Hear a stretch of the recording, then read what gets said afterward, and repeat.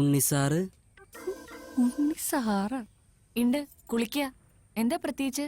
സിനിമയിൽ എന്തെങ്കിലുമൊക്കെ ആവാൻ ചേച്ചി ഒന്ന് റെക്കമെൻഡ് ചെയ്യണം. ഇവിടുള്ള ആളുടെ കാര്യം തന്നെ കട്ടപ്പോകാം. അല്ല, സിനിമയിൽ എന്താവാനാ ആഗ്രഹം? എനിക്ക് ഡയറക്ഷനിലെ താല്പര്യം. എനിക്ക് അഭിനയം.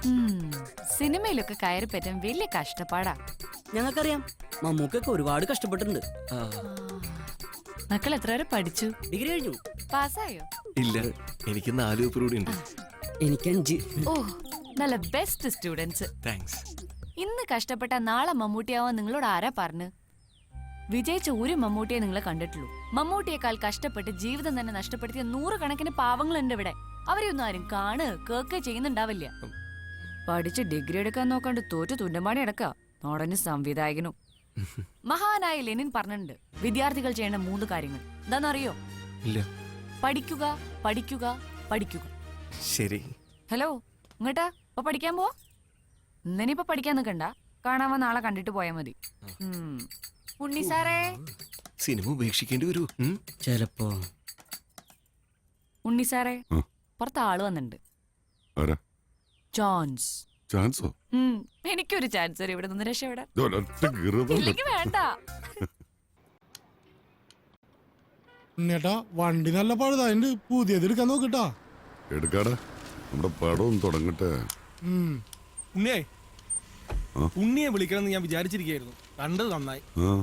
ദേവരാജൻ സാറിന്റെ വർക്ക് ഇവിടെ തുടങ്ങാൻ പോവാണ്. കൊളപ്പുള്ളിയിലെ മന എനിക്കൊന്ന് കിട്ടണം. ഒരാഴ്ചത്തേക്ക് മതി. ഉണ്ണി വിചാരിച്ച ആ കാര്യം നടക്കണം. ഉണ്ണിയാണെങ്കിൽ ആ നമ്പൂരിയായിട്ട് നല്ല അടുപ്പത്തിലല്ലേ. സംഗതി ഏർപ്പാടാക്കാം. വാടക ഡെയിലി കൊടുക്കണം. പിന്നെ നമ്പൂരിയും കുടുംബത്തോടെ താമസിക്കുന്നത് ഫുഡ് വെയിറ്ററിനാക്കേണ്ടി വരും. അതൊക്കെ ഞാൻ ഏറ്റു. ഫുഡ് പ്രത്യേകിച്ച്. ഈ കാര്യം പറഞ്ഞ് നോൺ വെജ് ഒഴിവാക്കിയാലേ ചെലവത്രയും കുറയ്ക്കാം. എന്താ പിന്നെ വിട്ടോ. അപ്പൊ ഉണ്ണിയെ ഞാൻ വിളിക്കേ. ഹലോ, കൈ നോക്കി ലക്ഷണം പറയാം. ഉള്ളതേ പറയൂ. കൈയൊന്ന് കാണട്ടെ. കൈയും നോക്കണ്ട, കാലും നോക്കണ്ട. സ്ഥലം വിട്ടോ. എന്തോ ഒന്ന് വല്ലാതെ അലട്ടുന്നുണ്ടല്ലോ. കുറെ അലഞ്ഞു, ഒന്നും ഫലം കണ്ടില്ല അല്ലേ? ആ കൈയൊന്ന് നീട്ടു, ബാക്കി പറയാം. ഉള്ള സത്യമാണെങ്കിൽ ദക്ഷിണ തന്നാ മതി.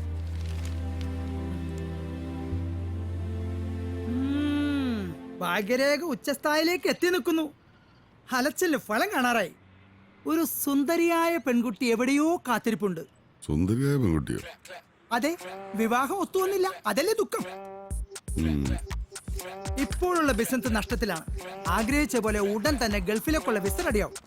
അതോടെ വിവാഹമടക്കം എല്ലാം മംഗളാവും. അല്ല, ഞാനത് സുന്ദരിയും ഒന്ന് പറഞ്ഞു നോക്കിയതാ. രാവിലത്തെ പണി ഏറ്റില്ല. ശംഭോ മഹാദേവ. ഒരു ബുഷ് മാറി തൽക്കാലം വെച്ച് അഡ്ജസ്റ്റ് ചെയ്യാം. ഉടനെ മാറേണ്ടി വരുണ്ടാ. പോണടത്തോളം അങ്ങോട്ട് പോട്ടടോ. ഒന്നിനെ അങ്ങനെ പെട്ടെന്ന് ഉപേക്ഷിക്കരുന്ന. വണ്ടി ആയാലും മനുഷ്യരായാലും. എത്രയാടോ? 80 രൂപ. ഒരു 1-ാം തീയതി ശമ്പളം കിട്ടുമ്പോ തരാം. അതിനുള്ളിൽ എണ്ണ ശമ്പളം എനിക്കല്ല, ഭാര്യക്ക്.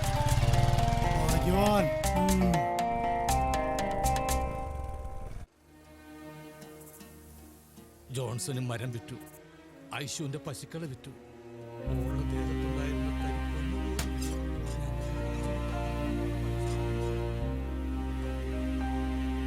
വിശ്വട്ടാ, എന്താ തിയേറ്റർ തുറക്കാൻ പരിപാടി ഉണ്ടോ? ഏയ്, അടച്ചുകൂട്ടിയാലും മാറ്റിനിയുടെ നേരമാകുമ്പോ ഇവിടെ വന്ന് കുറച്ചു നേരം ഇങ്ങനെ ഓർമ്മ വെച്ച കാലം മുതൽ ശീലിച്ചു പോയതല്ലേ. ഉണ്ണിക്ക് ഓർമ്മയുണ്ടോ? കുട്ടിക്കാലത്ത് നീ വാശി പിടിച്ച് കരയുമ്പോൾ നിന്റെ അച്ഛൻ ഇവിടെ കൊണ്ടുവരും. അപ്പൊ ഈ ഓട്ടെ കൂടെ സിനിമ കാണിക്കും നിന്നെ. അതോടെ നിന്റെ കരച്ചിൽ നിൽക്കും. തിരിച്ചു പോകുമ്പോ വിശ്വേട്ടന്റെ വക ഒരു തുണ്ട് ഫിലിമും കിട്ടുമായിരുന്നു. അതുകൊണ്ടൊക്കെ ആയിരിക്കും സിനിമ എന്റെ രക്തത്തിൽ അലിഞ്ഞു ചേർന്നു. നിന്റെ സിനിമയുടെ കാര്യങ്ങൾ ചോദിച്ച് ഞാൻ വിഷമിപ്പിക്കുന്നില്ല. ആവുമ്പോൾ നീ എന്നോട് പറയുമെന്ന് എനിക്കറിയാം. ശരിക്കും പറഞ്ഞാല് സിനിമയെ നിലനിർത്തുന്നത് ഞങ്ങളുടെ കാശ. നിർമ്മാതാവ് വിതരണക്കാരൻ്റെ അഡ്വാൻസ് വാങ്ങും, വിതരണക്കാർ ഞങ്ങളുടെ. കോടികൾ മുടക്കി സൂപ്പർ താരങ്ങളുടെ പടമാണെന്ന് പറഞ്ഞ് ഞങ്ങൾക്ക് നാട്ടുകാരുടെ ഒന്ന് അഡ്വാൻസ് വാങ്ങാൻ പറ്റും. ആയിരത്തിൽ ലക്ഷങ്ങളാണ് ഞങ്ങൾക്ക് കിട്ടാനുള്ളത്. പിടിച്ചു നിൽക്കാൻ പറ്റാതാവുമ്പോൾ ഓരോരുത്തരായിട്ട് ഇങ്ങനെ പൂട്ടും.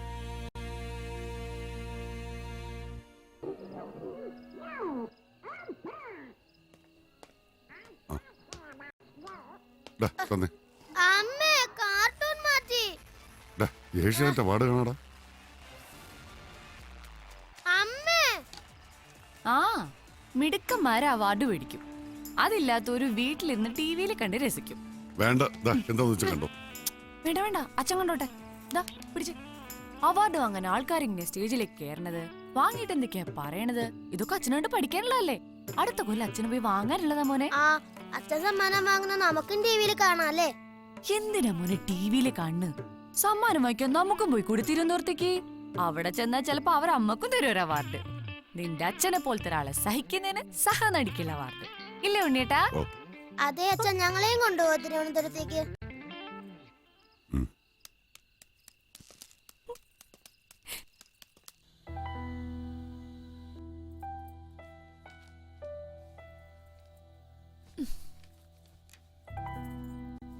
എന്തായി സിനിമക്കാരെ സഹായിക്കാൻ പലിശക്കെടുത്ത കാശിന്റെ കാര്യം? അത് കൊടുത്തല്ലോ. അത് ശരി, ഉണ്ണിയുടെ നുണ പറയാനും തുടങ്ങിയല്ലേ? 50,000 പലിശയും ചോദിച്ച ആള് വന്നിരുന്നു സ്കൂളിലേക്ക്. ഉണ്ണി പറഞ്ഞ സമയമെല്ലാം തെറ്റിച്ചു, അതുകൊണ്ടാ ടീച്ചറെ കാണാൻ വന്നതെന്ന്. അപ്പൊ തന്നെ ഞാൻ വേണു സാറിനെ കിഷോറിനെ വിളിച്ച് അന്വേഷിച്ചു. ഇനി അവരെന്നാണോ സ്കൂളിലേക്ക് വരിക? സ്കൂളിൽ പിന്നെ നല്ല പേരാണല്ലോ ഉണ്ണിയേട്ടന്. ഇതെല്ലാം ഉണ്ണിയേട്ടൻ എന്തെങ്കിലും ആവശ്യത്തിന് വാങ്ങിയതാണെങ്കിൽ വിരോധമില്ല, ഞാൻ വീട്ടിക്കോളാം. ഇതിപ്പോ അങ്ങനെയാണോ? ശരിയാ, സാമാന്യം ഭേദപ്പെട്ട ശമ്പളമുള്ള ജോലി തന്നെ എനിക്ക്. അതുകൊണ്ട് തന്നെയാ നമ്മൾ പിടിച്ചു നിൽക്കുന്നതും. ഒരു വീടെങ്ങനെയാ നടന്നു പോണെന്ന് ഉണ്ണിയേട്ടന് വല്ല ബോധ്യമുണ്ടോ? സാധനങ്ങളുടെ വില ദിവസം ദിവസം കൂടിക്കൊണ്ടിരിക്കുക. പിന്നെ നമ്മള് മൂന്നാളുടെ ഓരോരോ ചെലവുകള്, ഇതെല്ലാം ആവാം. അതൊന്നും കൂടാതെ ഉണ്ണിയേട്ടന്റെ കൂട്ടുകാർ വരുത്തി വെക്കുന്ന ബാധ്യതകൾ, അതും കൂടെ ഞാൻ അഫോർഡ് ചെയ്യണോ? ബുദ്ധിമുട്ടാ, ശരിക്കും ബുദ്ധിമുട്ട്. ഒരു കാര്യം കൂടി മനസ്സിലാക്കിക്കോ, ഇങ്ങനെ തുടർന്നു പോയാ ഉണ്ണിയേട്ടന് ഒരിക്കലും സിനിമ ചെയ്യാൻ പറ്റില്ല. ഇനിയെങ്കിലും ഒന്ന് മാറി സഞ്ചരിച്ചില്ലെങ്കിൽ ഉണ്ണിയേട്ടന് സ്വപ്നങ്ങൾ മാത്രമാവില്ല, കുടുംബവും നഷ്ടപ്പെടും.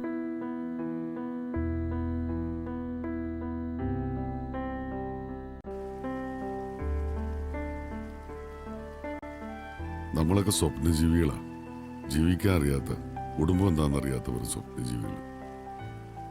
വർമാജിയുടെ ഒരു വിവരമില്ല. ആ ക്യാമറക്കാർ ചെക്ക് കേസാക്കി, ഇനി കോടതി. എല്ലാം കൊണ്ട് ഈ ഫിലിം ഇൻഡസ്ട്രീനെ നശിപ്പിക്കും. ചിലപ്പോ എന്റെ വീടും. അവള് പറഞ്ഞ ശരിയാ, മാറി സഞ്ചരിക്കേണ്ട സമയം കഴിഞ്ഞിരിക്കുന്നു. നീ എന്താ പറഞ്ഞു വരുന്നത്?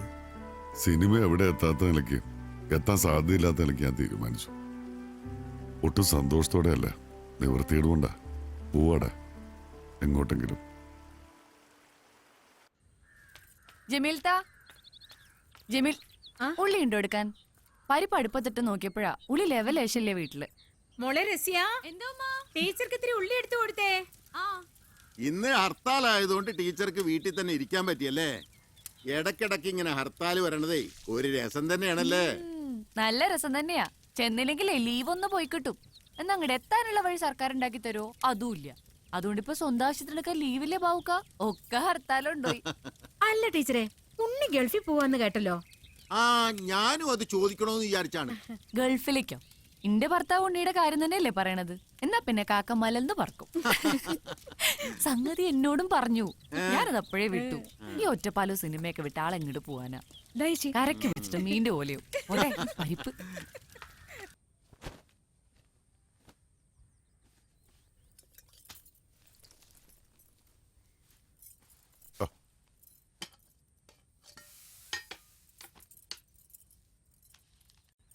കടലിനക്കരെ പോണോരേ, കടലിനക്കരെ പോണോരേ,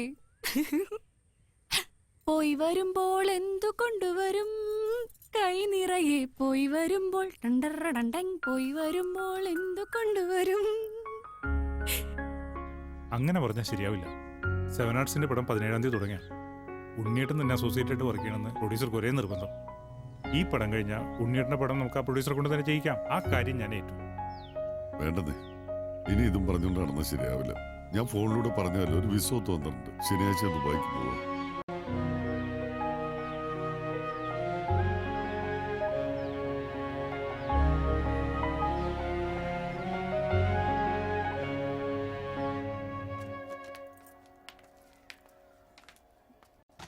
അപ്പൊ ശ്യാമ ടീച്ചറെ ഹസ്ബൻഡിന് ഡോക്ടറേറ്റ് കിട്ടിയ ചെലവ് ഇതിലൊതുക്കാൻ പറ്റില്ല. പറഞ്ഞ നേരാട്ടോ. എന്താ വേണ്ടെന്ന് വെച്ചാ പറഞ്ഞോളൂ. വൈറ്റ് പാലസിൽ ഒരു ലഞ്ച് ആയിക്കോട്ടെ. ആയിക്കോട്ടെ ആയിക്കോട്ടെ. എടുക്കും മഞ്ജു.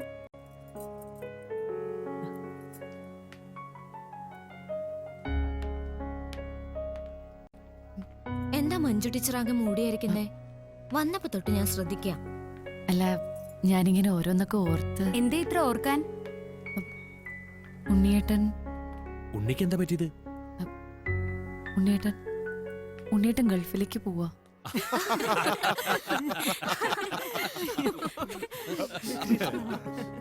ഇതിനാണോ മഞ്ജു ഇത്ര സങ്കടപ്പെട്ടിരിക്കുന്നത്?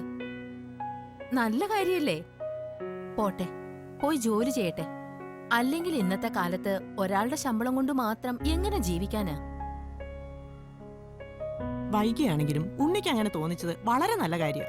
ഒരാൾ കഷ്ടപ്പെട്ട് ജോലി ചെയ്യുക, വേറെ ആൾ അതിന്റെ തണലിൽ സുഖിച്ചു നടക്കുക. ഇതൊക്കെ എത്ര കാലം പറ്റും? ശരിയല്ലേ മഞ്ജു? സിനിമ എന്ന് പറഞ്ഞ് തേരാപ്പാര നടന്ന് എത്ര കാലം കഴിച്ചു? സിനിമയിലൊന്നും അയാൾ ഗതി പിടിക്കാൻ പോകുന്നില്ല. അതുമല്ല, സഹായിക്കാൻ വന്ന ഒരു പാവം നിർമ്മാതാവിനെ തല്ലി ചതച്ച ആളല്ലേ? കുടുംബം നോക്കാത്തൊരു താന്തോന്നി, പാവ നിർമ്മാതാവിനെ തല്ലിച്ചതച്ച് നന്ദി കെട്ടവൻ. മറ്റുള്ളവർക്ക് അങ്ങനെയായിരിക്കും, പക്ഷെ എനിക്ക്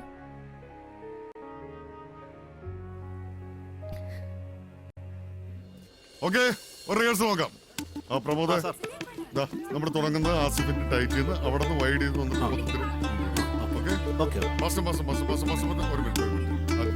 ഫസ്റ്റ് ബീജത്തിൽ തുടക്കം 6 ഗേൾസ് മാത്രമായിട്ട് വരിക. അതിനുശേഷം മറ്റ് ഗേൾസ്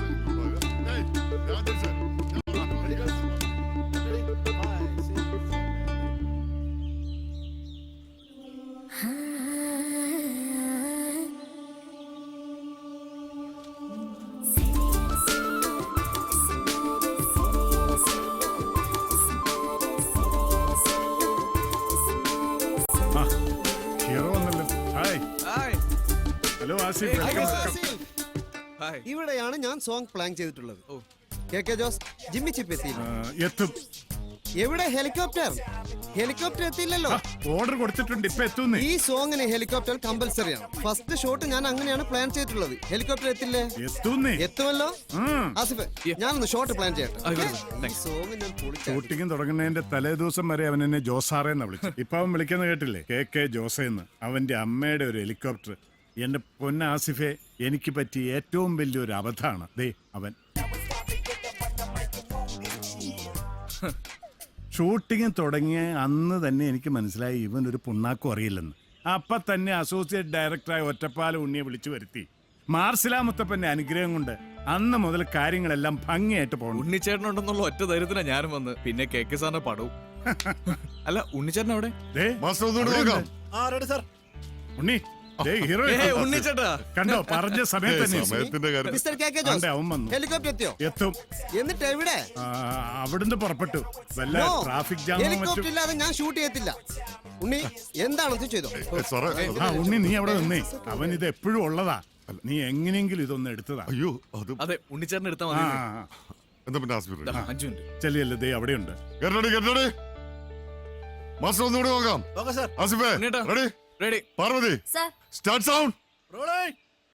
ഇവിടെ നിന്നിട്ട് കാര്യമില്ല, ഭക്ഷണം കിട്ടില്ല. ചേട്ടന്റെ വേറെ പണി ഉണ്ടെങ്കിൽ നോക്ക്. നിങ്ങളോടല്ലേ പറഞ്ഞ മാറിക്കാൻ. കാലത്തന്നെ ഓരോരുത്തർ വലിഞ്ഞു കയറി വന്നോളൂ. ഇവിടെ ടോക്കൺ ഉള്ളവർക്ക് തന്നെ തികയണില്ല. പിന്നെ ഞാൻ എന്താ ചെയ്യാ? ടോക്കൺ ഇല്ല ഉണ്ണിയേട്ടാ. ആരുടെക്ക് കൂടെ വന്നിട്ടുള്ളതാ. ഇന്നാണെങ്കിൽ കണക്കിന് കൂടുതൽ ആൾക്കാർ വന്നിട്ടുണ്ട്. ഫുഡ് ഇത്തിരി ഷോർട്ടാ. മോളുടെ കൂടെ വന്നതാ. ചേട്ടാ അവിടെ കൊടുക്ക.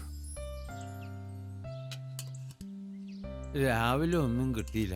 മോളോട് ഞാൻ കഴിച്ചു എന്നാ പറഞ്ഞേ. ഇല്ലെന്നറിഞ്ഞാ അവക്ക് വിഷമാവും.